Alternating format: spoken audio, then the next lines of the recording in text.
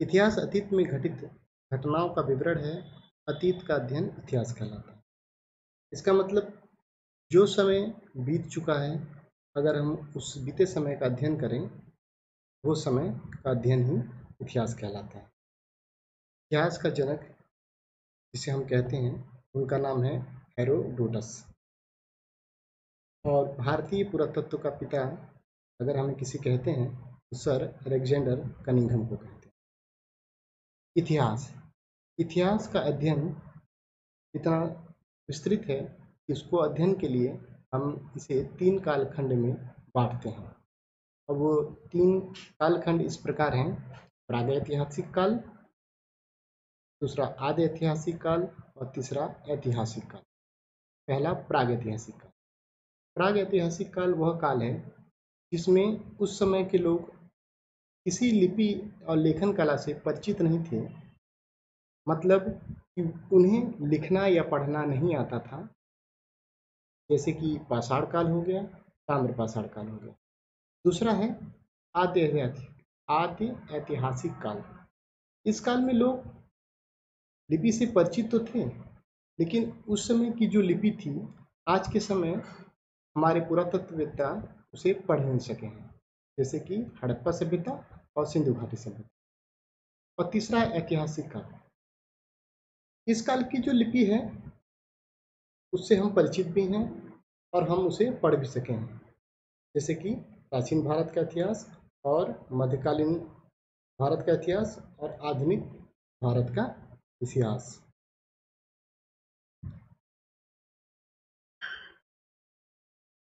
तो पहला हम पढ़ेंगे जैसे कि प्रागैतिहासिक काल। तो प्रागैतिहासिक काल में जैसे कि हम जानते हैं कि इस समय के लोग किसी लिपि से परिचित नहीं थे और इस कालखंड की जानकारी हमें केवल अवशेष से मिलती है। और अवशेष से मिलने के कारण ये हम इस बारे में जान पाते हैं कि इस कालखंड की जो आयु है वो कितनी है। तो अध्ययन की दृष्टि से प्रागैतिहासिक काल को 2 खंडों में विभाजित किया गया है। पहला है पाषाण काल और दूसरा है ताम्रपाषाण काल। पाषाण काल, देखिए पाषाण काल का मतलब होता है, इसमें से पाषाण शब्द का मतलब है कि पत्थर का काल। पत्थर का काल का मतलब है कि यहाँ मानव का जीवन पत्थरों पर अत्यधिक आश्रित था।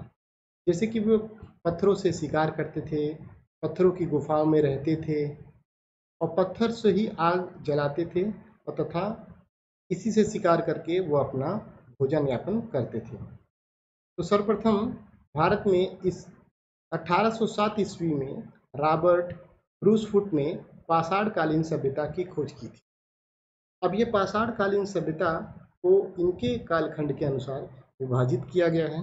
इसमें से पहला है पूरा पाषाण काल, दूसरा है मध्य पाषाण काल और तीसरा है नवपाषाण काल। तो हम आगे पढ़ते हैं कि ये देखिए, जैसे इस चित्र में दिखाया गया है पत्थरों के बारे में, तो ये पत्थर वो पत्थर हैं जिनसे उस समय के मानव शिकार करते थे और शिकार से भोजन ग्रहण करते थे।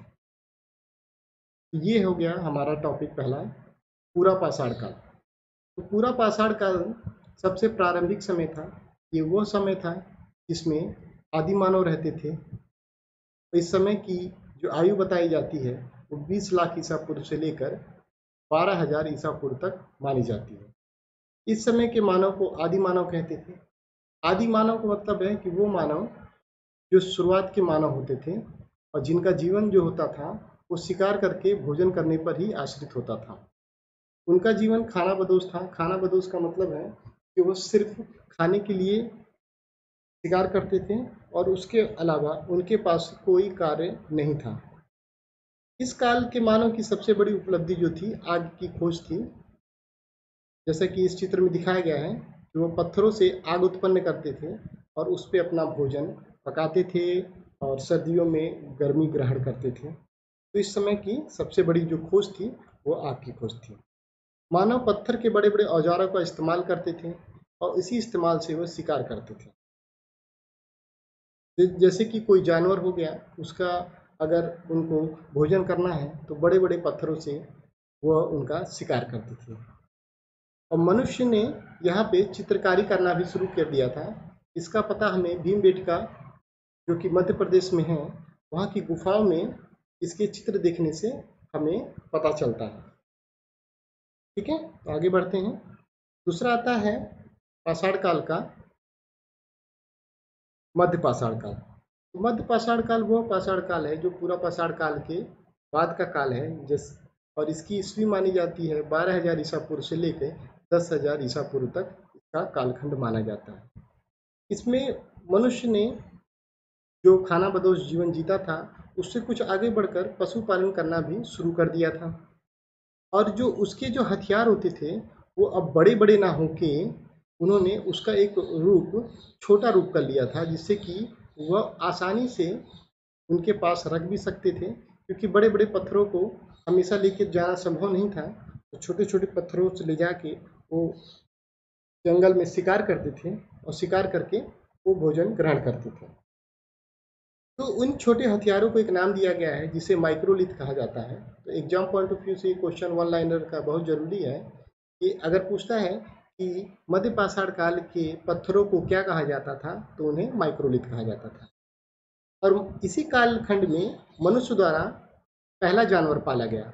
अगर ये एग्जाम में पूछता है कि सबसे पहला जानवर मनुष्य द्वारा पाला गया कौन सा था, तो वो था कुत्ता।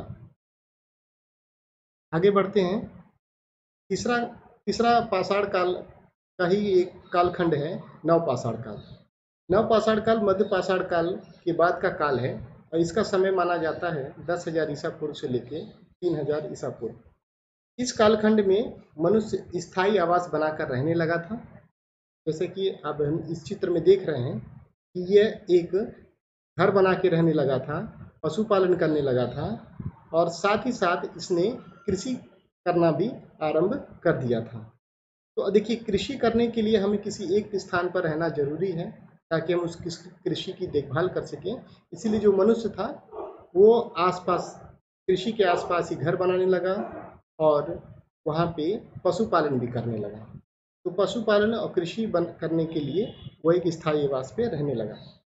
इस काल में देखिए, अगर खोज की बात होती है तो मनुष्य ने इस कालखंड की सबसे बड़ी खोज जो की थी वो एक पहिए की थी, और दूसरा था मनका, से घड़ा कहते हैं, मनका बनाने की खोज कर ली थी। मनका का तात्पर्य यह है कि अगर एक घड़ा है, उस घड़े में आप पानी संग्रहित कर सकते हैं, भोजन को रख सकते हैं और अनाज रख सकते हैं। तो इन सब चीज़ों के लिए मनुष्य ने घड़ा बनाया, और किसी भी वस्तु को एक स्थान से दूसरे स्थान तक ले जाने के लिए उसने पहिए की खोज भी की। ठीक है, तो हमने अब तीनों कालखंड को पढ़ लिया है। पहला था हमारा पूरा पाषाण काल, दूसरा था मध्य पाषाण काल और तीसरा था नवपाषाण काल। जैसा कि पूरा पाषाण काल में क्या था, आग की खोज सबसे जरूरी थी। दूसरे कालखंड में क्या था, पशुपालन करना शुरू कर दिया था। और तीसरे में क्या है कि उसने पशुपालन के साथ साथ कृषि भी शुरू कर दिया था। तो ये तीन कालखंड हमारे हो गए हैं। और जैसा कि हमारा दो कालखंड में बांटा गया था, पाषाण काल और दूसरा था ताम्र पाषाण काल, तो ये दूसरा कालखंड है ताम्र पाषाण काल। ताम्र पाषाण काल का मतलब ये है कि वहाँ तांबे की खोज हो गई थी। अब मनुष्य जो था पत्थरों के साथ साथ तांबे के उपकरणों का भी प्रयोग करने लगा था। अब देखिए, जो धातु होती है, धातु को किसी भी रूप में रूपांतरित किया जा सकता है, इसीलिए वो धातु के औजार बनाता था, धातु के बर्तन बनाता था और धातुओं की वस्तुएं बनाता था। इस तांबे की खोज से यह औद्योगिकरण शुरू हो गया और इसी औद्योगिकरण का हमें नया रूप सिंधु घाटी सभ्यता में देखने को मिलता है। तो ठीक है, ये हमने पाषाण काल के बारे में कुछ जानकारी इकट्ठा की है और इसके कुछ मुख्य बिंदु हैं जो एग्जाम में हमारे आते हैं, उसको हम देखते हैं। जैसे कि सबसे पहले मनुष्य ने जो खेती की उसमें क्या उगाया था, तो हमें जौ और गेहूं इसका उत्तर मिलता है। ठीक है, अब दूसरा है कि मनुष्य ने कृषि प्रारंभ की, तो वो कौन सी जगह थी जहां मनुष्य ने पहले कृषि आरंभ की, वो है मेहरगढ़, बलूचिस्तान। ठीक है, अगर मनुष्य के साथ अगर किसी का अगर शव प्राप्त हुआ है तो वो है किसी कुत्ते का। इससे हमें पता चलता है कि मनुष्य पशुपालन करता था और जो उसके जानवर होते थे उसके साथ ही उसके शव को दफनाया जाता है। तो अगर एग्जाम में पूछता है कि मनुष्य जमीन के अंदर गड्ढा बनाकर कहाँ पे रहता था और उसके साथ किसके साक्ष्य मिले हैं, तो हम कहेंगे मनुष्य गर्तावास में बुर्ज-होम कश्मीर में उसके साक्ष्य मिले हैं और कुत्ते के साथ दफनाने के भी उसके साक्ष्य मिलते हैं। अगर अब सवाल पूछा जाता है कि मनुष्य सबसे पहले चावल के प्रमाण कहाँ मिले हैं, तो चावल के प्रमाण कोल्डिवा उत्तर प्रदेश से मिले हैं। अगर ये पूछता है कि पशुपालन के साक्ष्य भारत में कहाँ मिलते हैं, आजमगढ़ होशंगाबाद मध्य प्रदेश से और बागौर भीलवाड़ा राजस्थान से प्राप्त होते हैं। अगर सवाल ये आता है कि हड्डी एवं सिंग निर्मित उपकरण कहाँ प्राप्त हुए हैं, तो हम इसका कहेंगे मध्य पाषाण काल में के समय के महदहा प्रतापगढ़ उत्तर प्रदेश से। देखिए, हड्डी से निर्मित उपकरण का मतलब है कि अगर जानवर और कोई मनुष्य अगर उस समय मर जाते थे तो उनकी हड्डियों का भी उपकरण बनाकर उपयोग में लाया जाता था।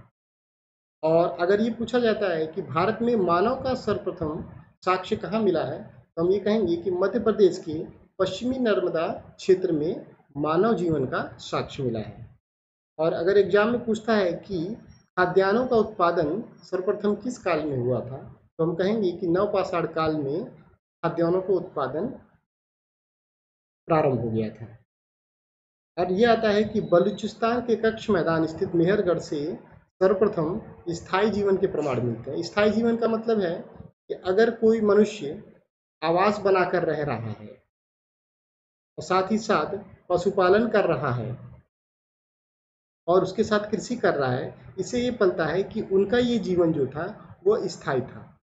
क्योंकि कृषि और पशुपालन और घर अगर तीनों एक साथ हैं, इसका मतलब वो अपना जीवन कैसा जी रहा है, स्थायी जीवन जी रहा है। अब देखिए, ताम्र पाषाण युग को किसी और नाम से भी जाना जाता है, जो कि है चालकोलिथिक युग। ठीक है, अब हम आगे बढ़ते हैं कि अगर एग्जाम में ये पूछा गया है कि गेरुवर्डी गैरिक मृदभांड कहाँ से प्राप्त हुए हैं, तो हम कहेंगे हस्तिनापुर एवं अंतरजी खेड़ा। देखिए, मृदभांड का मतलब हम बताए हैं, मृदभांड का मतलब होता है मिट्टी के बर्तन। और मिट्टी के बर्तन जो उस समय होते थे उसको गेरुआ रंग से रंग दिया जाता था, तो इसको गेरुवर्डी कहते थे। ठीक है, आज का हमारा टॉपिक ये जो प्रागैतिहासिक काल है वो समाप्त होता है। अब हम आगे पढ़ेंगे वैदिक काल। तो आपको हमारा टॉपिक कैसा लगा हमें कमेंट में बताइए और चैनल को लाइक और सब्सक्राइब जरूर कीजिए। और इस टॉपिक से रिलेटेड जितने भी वस्तुनिष्ठ क्वेश्चन आने वाले हैं वो हम आपको अगले वीडियो में बताएंगे। तब तक के लिए धन्यवाद।